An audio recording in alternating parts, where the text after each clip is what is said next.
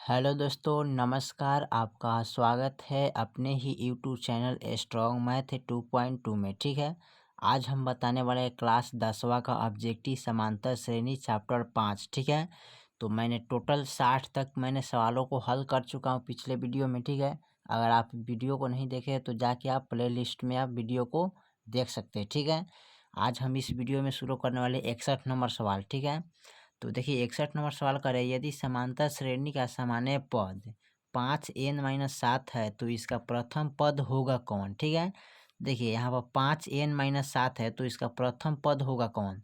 तो n के जगह पर कोई ऐसा मान रखेंगे। ठीक है, 1 रखेंगे, 2 रखेंगे, 3 रख के इस तरह रख के हम मान को बनाएंगे। ठीक है, तो चलिए इसको हम हल कर लेते हैं। चलिए, तो फाइनल मैंने सवाल को लिख लिया। ठीक है, अब इसको हम बनाएंगे क्या, इसका मान n का मान रख के बनाएंगे। ठीक है, तो 5 गुने n के जगह पर पहले 1 रखते हैं -7। ठीक है, अब इसको देखिए 5 एकम 5। ठीक है, -7। अब देखिए 5 में से अगर हम 7 घटाएंगे तो कितना बचेगा, -2 बचेगा। ठीक है, तो आपका यही आंसर आ जाएगा। ठीक है, चलिए सवाल नंबर हम 62 देखते हैं। 62 में क्या कह रहा है, देखिए सवाल नंबर 62 का है समांतर श्रेणी 2, 6, 10 के प्रथम 11 पद का योगफल कितना होगा। ठीक है, तो चलिए इसका योगफल हम ज्ञात कर लेते हैं। चलिए, तो मैंने सवाल को यहाँ पर नोट कर लिया, 2, 6, 10 का 11वां पद का योगफल ज्ञात करें। ठीक है, तो देखिए इसका योगफल किस तरह ज्ञात करना है। तो सबसे पहले यहाँ पर लिख लेंगे a बराबर 2, d बराबर यानी कि दूसरा पद माइनस पहला पद। तो 6 - 2 करिएगा तो कितना बचेगा, 4 बचेगा ना। यहाँ पर हो गया। अब इसका फॉर्मूला लगेगा SN बराबर। ठीक है, क्या होगा, यानी कह रहा है पदों का योगफल ज्ञात करना है। ठीक है, तो योगफल का फॉर्मूला क्या होता है, SN बराबर यहाँ पर होता है n/2। ठीक है, 2a प्लस n-1। ठीक है, d। ठीक है, अब देखिए यहाँ पर n के मान कितना है, तो 11 है। ठीक है, तो यहाँ रखेंगे 11/2। अब 2 गुने a के मान कितना है हमारे पास, तो 2 है, तो यहाँ पर 2 रखेंगे। ठीक है, कोष्ट है तो कोष्ट डाल देते हैं। ठीक है, प्लस है तो प्लस। ठीक है, n बराबर 11 है तो यहाँ पर 11 डाल देंगे, -1।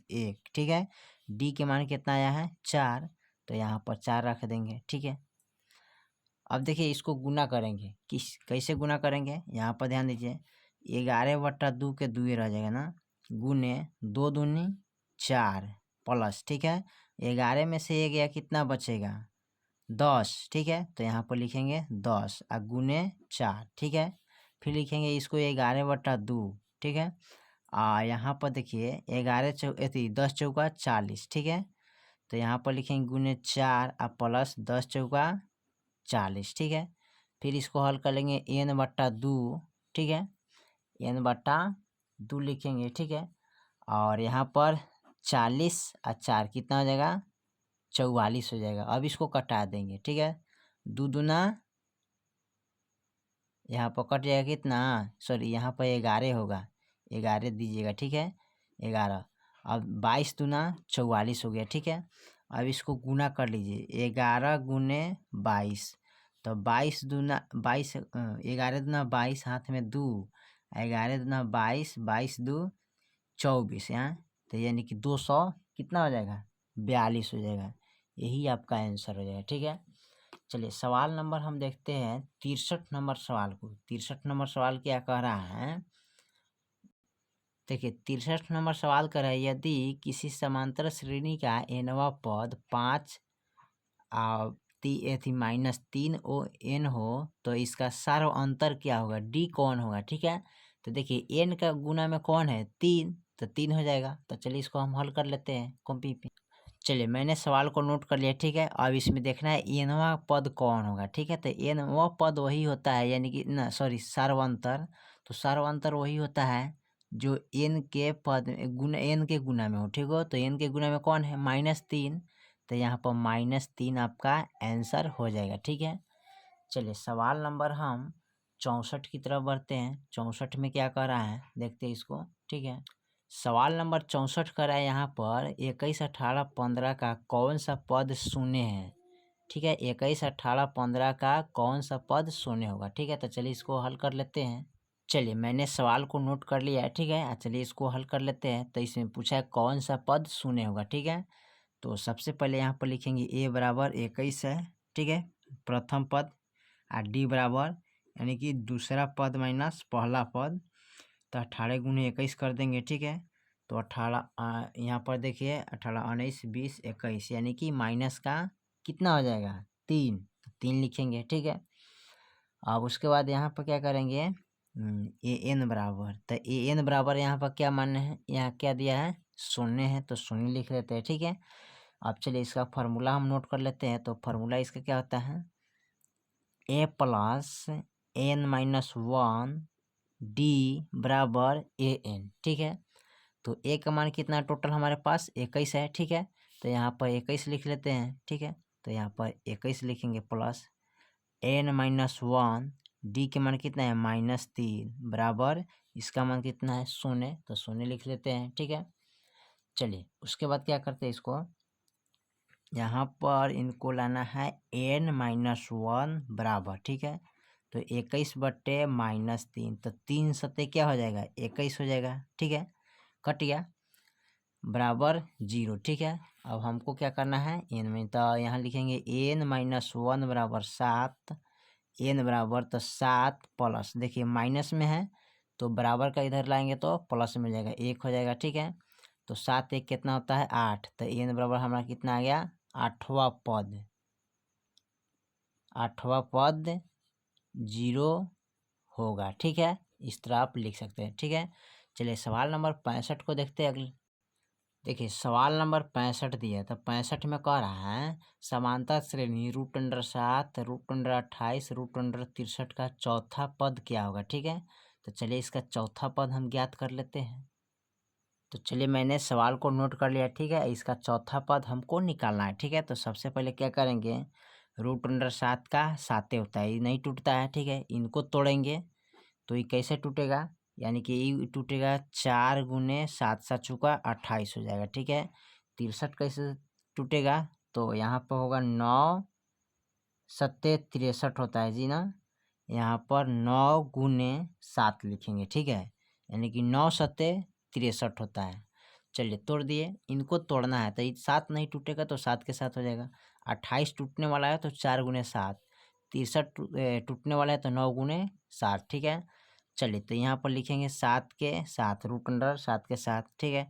देखिए 4 का वर्गमूल कितना होता है 2, ठीक ठीक है, तो 2 लिखेंगे और √7 हो जाएगा, ठीक है। 9 का वर्गमूल कितना होता है 3 और √7, ठीक है। अब देखिए 7 का बाद यहाँ √1 रहता है ना, 1 छिपा रहता है, तो 1 2 3 हुआ, तो चौथा पद कितना होगा, यानी कि 4 √7, इसका मतलब क्या होगा 4 √7 होगा चौथा पद।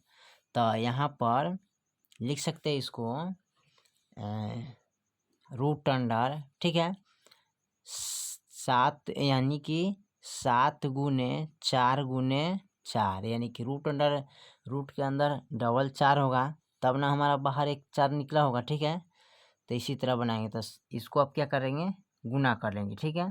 तो गुना करेंगे तो 4 चौका 16 हो जाएगा, और 16 सत्ते यानी कि 7 गुने 16 करेंगे तो 16 25 16 96 16 सत्ते 72 से, यानी कि 112, ठीक है। तो यही आपका आंसर हो जाएगा, ठीक है।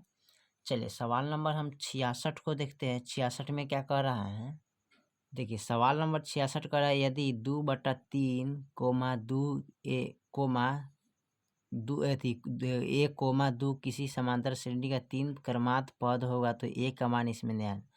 चलिए तो इसमें ए का मान निकालना है, ठीक है। तो कैसे ए का मान निकालेंगे, चलिए इसको हल करके देखते हैं। चलिए मैंने सवाल को नोट कर लिया है, चलिए इसको हम हल कर लेते हैं। कैसे हल करते हैं देखिए यहाँ पर, तो सबसे पहले इनको क्या करेंगे, यहाँ पर दूसरा पद में से पहला पद को क्या करेंगे घटाएंगे, तो a - 2/3 लिखेंगे ना, फिर बराबर। अब यहाँ देखिए, अब दूसरे सॉरी पहला पद दूसरा पद एक क्या है तीसरा पद, तो दूसरा पद में से पहला पद घटाए हैं, यानी कि इनमें से इनको घटाए हैं। अब तीसरा पद में से दूसरा पद को क्या करेंगे घटाएंगे, तो 2 - a लिखेंगे ना, ठीक है। अब देखिए यहाँ पर क्या करते हैं ए, ठीक है, तो ए प्लस ए, ठीक है, माइनस माइनस क्या होता है, प्लस होता है, ठीक है, तो प्लस दे दिए। उसके बाद क्या करेंगे, यहाँ पर लिखेंगे बराबर, दो है तो दो, इनको इधर लाएंगे तो क्या हो जाएगा, माइनस में है तो प्लस में 2/3 हो जाएगा, ठीक है। अब देखिए यहाँ पर क्या करेंगे, एगो एगो दूगो तो 2a, ठीक है, यहाँ पर हो जाएगा 2a। अब देखिए यहाँ पर बटा 1 लगा के प्लस का जोड़ कर सकते हैं, और ना तो आप डायरेक्ट इसको कर सकते हैं 3 × 6, ठीक है, और इसमें से क्या करें 6 7 8, यानी कि 8 बटा कितना हो जाएगा, 3 हो जाएगा यहाँ पर, ठीक है। तो देखते हैं इसको, चलिए तो इसको हम लिख लेते हैं। तो यहाँ पर 2a हो गया, 3 × 6 और 6 2 8, यानी कि 8/3, ठीक है। तो हमको ए के मान निकालना है, तो ए बराबर 8 बटे, ये भागा में है तो गुना में चला जाएगा, तो 3 × 2 हो जाएगा, तो 2 चौका 8 हो जाएगा ना। तो यहाँ पर लिखेंगे ए बराबर 4/3, ठीक है। तो ए के मान फाइनल मेरा कितना आ गया, 4/3, तो यही आपका आंसर हो जाएगा, ठीक है। चलिए सवाल नंबर हम देखते हैं 67 को, ठीक है, 67 में क्या कह रहा है, ठीक है। चलिए सवाल नंबर 67 कह रहा है, यदि समांतर श्रेणी का सारा अंतर 3 है तो ए बराबर 14 और माइनस ए बराबर 10, इसका मान देखना है, ठीक है। तो चलिए इसको हम हल कर लेते हैं। चलिए मैंने सवाल को लिख लिया है, सारा अंतर डी बराबर कितना दिया है, 3, और ए 14 माइनस ए 10 दिया है, ठीक है। तो चलिए इसको हम हल करते हैं, ठीक है। तो सबसे पहले इसको क्या करेंगे, यहाँ पर इनको हल करेंगे, लिखेंगे ए 14 बराबर, ठीक है। तो ए 14 है तो इसको लिख सकते हैं, 1 घटाएंगे तो ए प्लस कितना हो जाएगा, 13, तो यहाँ पर लिखेंगे 13d, ठीक है। यहाँ पर फिर लिखेंगे ए 10 बराबर, ठीक है। तो इसमें से 1 घटा लेंगे तो ए प्लस 9d हो जाएगा, ठीक है। अब देखिए इसको घटाएंगे तो जो प्लस में उसको माइनस में करेंगे, ए भी प्लस में तो माइनस में कर देते हैं, ठीक है। अब देखिए प्लस माइनस कट गया। अब यहाँ देखिए 13d है और यहाँ 9d है, ठीक है। तो प्लस माइनस है तो घटाएंगे, ठीक है। तो कितना हो जाएगा यहाँ पर देखिए, तो 13 में से 9 गया 4, यानी कि 4d बच गया, ठीक है।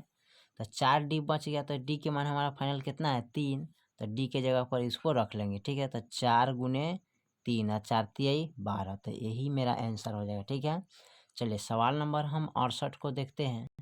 देखिए 68 नंबर सवाल क्या कर रहा है, तो यहाँ पर देखिए 68 नंबर में कर रहा है, समांतर श्रेणी √3, √12, √27, √48 का सर्व अंतर होगा कौन। तो इसमें डी के मान निकालना है, तो चलिए इसको हम हल कर लेते हैं, ठीक है।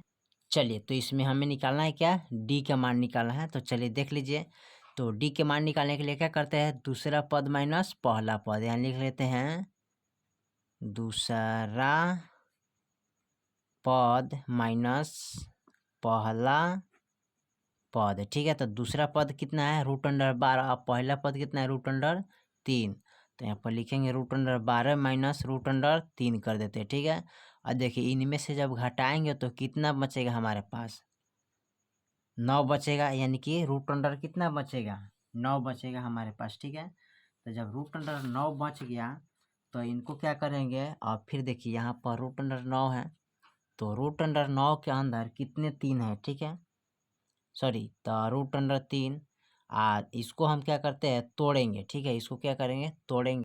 देखिए तो यहाँ पर √9 है, तो √9 के अंदर कितने हैं, यहाँ पर लिख सकते हैं √3 गुने √3, ठीक है। तो 2 अंक के बदले क्या कर सकते हैं, 1 अंक यहाँ पर लिख सकते हैं √3, ठीक है। तो यही आपका आंसर हो जाएगा, ठीक है। चलिए सवाल नंबर हम 68 के बाद 69 को देख लेते हैं, ठीक है। 69 में क्या कर रहा है, देखिए सवाल नंबर 69 कर रहा है, यदि समांतर श्रेणी का सामान्य पद 2n-2 है तो पहला पद कौन होगा इसमें, ठीक है। तो पहला पद निकालना है, तो देखिए तो पहला पद निकालने के लिए हम क्या कर रहे हैं यहाँ पर, ठीक है। तो पहला पद निकालने के लिए आपको क्या करना है, यहाँ पर मान को कुछ ना कुछ रखना पड़ेगा, ठीक है। तो चलिए इसको रख के बनाते हैं।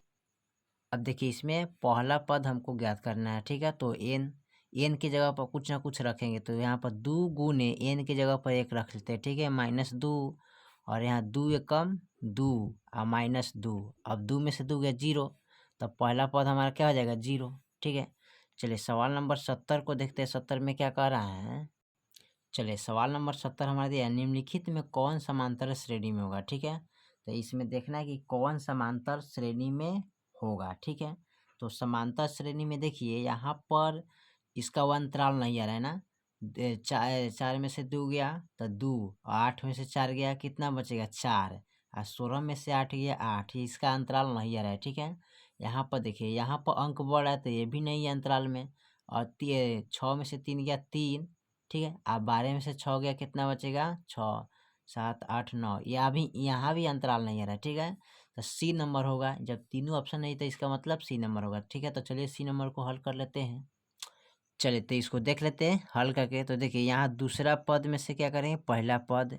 ठीक है, तीसरा पद में से दूसरा पद, और चौथा पद में से तीसरा पद को घटाएंगे। ठीक है, तो चलिए इसमें से इनको घटाते हैं। तो -7 माइनस माइनस का 11। ठीक है, यहाँ पर लिखते हैं 11। अब बराबर, तो देखिए minus minus plus, plus minus minus, तो 11 में से 7 गया 7, 8, 9, 10, 11, यानी कि 4 आ रहा है। ठीक है, अब देखिए इनमें से इनको घटाएंगे तो -3 -7। देखिए तो minus minus plus, plus minus minus, तो 11 थी, 7 में से 3 गया 4 बचेगा। ठीक है, अब उसके बाद देखिए क्या करते हैं, फिर यहाँ पर घटाएंगे इसको 1 माइनस, और -3 घटाएंगे। ठीक है, देखिए तो माइनस माइनस प्लस, 1 3 1 4, तो आपका 4 होगा। देखिए 4 का अंतराल आ गया, तो ये आपका यही आंसर हो जाएगा। ठीक है, चलिए सवाल नंबर हम 71 को देखते हैं। 71 में क्या कह रहा है? ठीक है,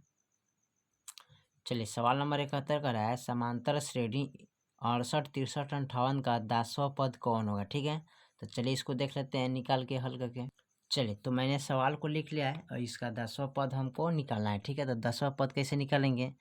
तो सबसे पहले इसको क्या करेंगे, यहाँ पर इनको निकालते हैं। ए बराबर ना, तो ए बराबर कितना हो जाएगा 68, और डी बराबर कितना हो जाएगा, यानी कि 63 माइनस क्या लिखेंगे 68। ठीक है, तो यहाँ पर 5, तो यहाँ कितना बचेगा, माइनस का 5 हो जाएगा। ठीक है, और यहाँ पर ए बराबर कितना है 10। ठीक है, तो चलिए इसको हल करते हैं। तो हल करने के लिए सबसे पहले यहाँ पर क्या करते हैं, लिखेंगे ए बराबर। ठीक है, तो ए 10 बराबर है ना, तो ए प्लस। ठीक है, और 10 में से ए घटाएंगे तो कितना बचेगा 9D।